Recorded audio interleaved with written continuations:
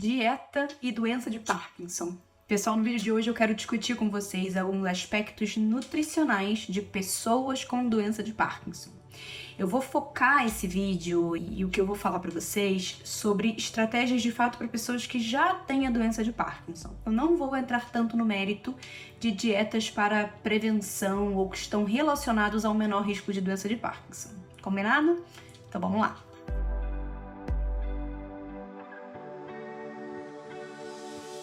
O primeiro ponto que eu queria discutir com vocês era sobre a importância desse tema. Recentemente foi publicado um artigo que foi um banco de dados que mostrou pra gente que pessoas com doença de Parkinson, de uma forma geral, tendem a se alimentar pior do que aquelas pessoas que não têm doença de Parkinson. Se alimentar pior em que sentido? Pessoas com doença de Parkinson, elas têm uma tendência a consumir mais carboidratos, de uma forma geral, açúcares e gordura trans. A gordura trans é aquela gordura ruim que está muito associada a alimentos ultraprocessados. Não se sabe exatamente a causa disso, mas sabe-se que sim, as pessoas com doença de Parkinson tendem a ter uma dieta, digamos, menos saudável de uma forma geral, o que faz com que esse assunto seja de extrema importância. Outro ponto muito importante relacionado à dieta e pessoas com doença de Parkinson é que essas pessoas têm uma tendência a ter deficiência de algumas vitaminas, que são a vitamina B12, a vitamina B6 e o ácido fólico. Essas são vitaminas que a gente consegue principalmente da nossa comida. Muitas vezes as pessoas não precisam tomar essas vitaminas. Se elas têm uma dieta minimamente saudável e não tem nenhum problema gástrico que prejudique a absorção dessas vitaminas, elas vão ter níveis adequados dessas vitaminas no sangue. Mas por algum motivo, pessoas com doença de Parkinson têm uma maior tendência a ter uma deficiência dessas vitaminas.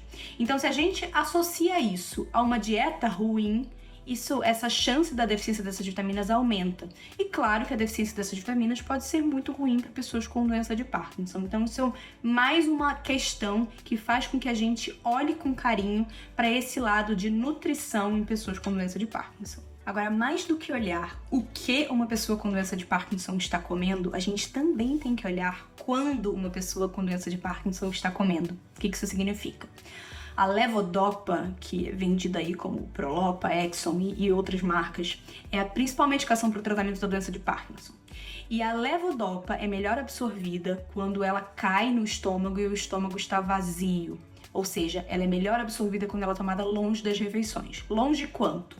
O melhor é tomar a levodopa pelo menos 30 minutos antes de se alimentar ou 60 minutos depois de terminar de se alimentar. E o componente da nossa dieta que mais afeta a absorção da levodopa são as proteínas. Então, se a gente comer uma quantidade grande de proteínas e logo em seguida tomar um comprimido de levodopa, esse comprimido não vai ser bem absorvido e não vai fazer o efeito dele positivo sobre os sintomas da doença de Parkinson. Agora, cuidado, isso não quer dizer que pessoas com doença de Parkinson devam comer menos proteínas ao longo do dia.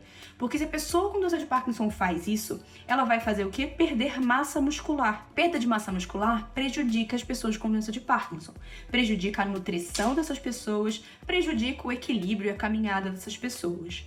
Então, o que a gente faz é pedir para o paciente prestar atenção para tomar a levodopa longe das refeições. E, em raríssimos casos, a gente redistribui as proteínas ao longo do dia. Outro cuidado importante que pessoas com doença de Parkinson precisam ter é em relação à prisão de ventre. Prisão de ventre é um sintoma extremamente comum em quem tem doença de Parkinson. A doença de Parkinson causa uma lentificação global em todos os movimentos da pessoa, inclusive nos movimentos intestinais, o que faz com que essa pessoa tenha uma maior tendência a ter prisão de ventre. E a prisão de ventre em pessoas com doença de Parkinson está relacionada a uma menor nutrição, a um menor índice de massa corpórea e também está relacionada a uma piora dos sintomas da doença de Parkinson, porque a prisão de ventre também piora a absorção da levodopa. Então a pessoa vai ficar com mais sintomas, mais travada, com mais tremor, se ela não consegue ir ao banheiro. Por isso é muito importante que pessoas com doença de Parkinson prestem bastante atenção numa dieta que ajude a soltar o intestino. Essa dieta inclui, em primeiro lugar, bastante água, quantidades grandes de água, e também comidas mais laxativas, então carboidratos integrais como arroz integral, pão integral, aveia, fibras de uma forma geral que as pessoas conseguem em algumas frutas, em vegetais, em legumes. Então essas pessoas precisam prestar bastante atenção nisso. E é muito importante frisar que exercício físico também é um poderoso aliado na luta contra a prisão de ventre. Nós sabemos também que a cafeína, e quando eu digo aqui cafeína, não estou dizendo só no café, ela está presente em café, em chás, em alguns outros tipos de alimento, mas a cafeína, ela está relacionada não só a uma menor chance do desenvolvimento da doença de Parkinson, mas também a uma melhor progressão da doença de Parkinson. Claro, é evidente que o consumo de cafeína tem que ser individualizado e também não adianta a pessoa tomar 30 copos de café por dia porque ela vai ter outros problemas de saúde. Mas a cafeína, de uma forma geral, costuma ser benéfica para quem tem doença de Parkinson e pode inclusive ajudar na prisão de ventre. Agora, falando em tipos específicos de dieta, nós temos 2 tipos mais específicos de dieta que são mais estudados em pessoas com doença de Parkinson: a dieta mediterrânea e a dieta cetogênica.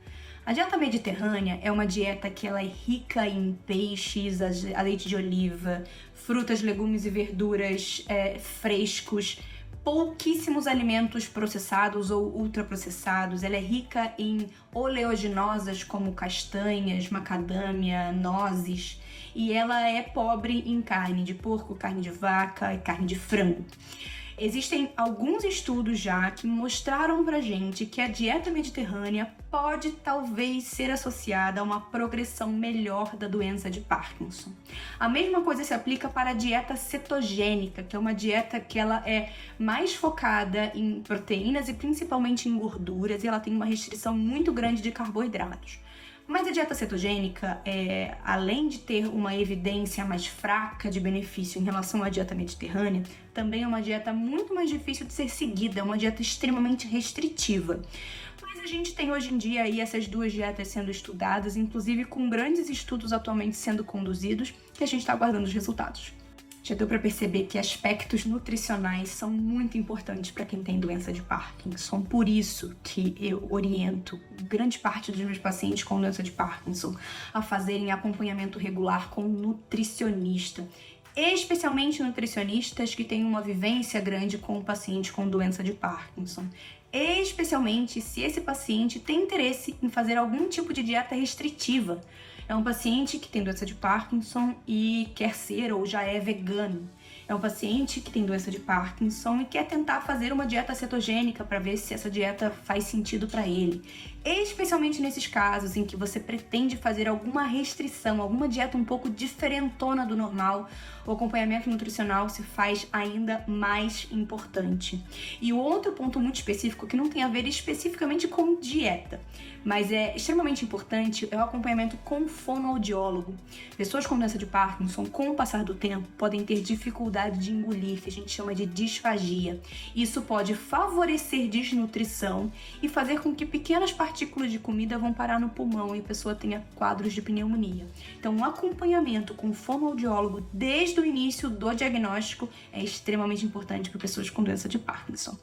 E aí, você já conhecia todas essas curiosidades sobre nutrição em pessoas com doença de Parkinson? Se você ficou com alguma dúvida, deixa aqui nos comentários. E até a próxima!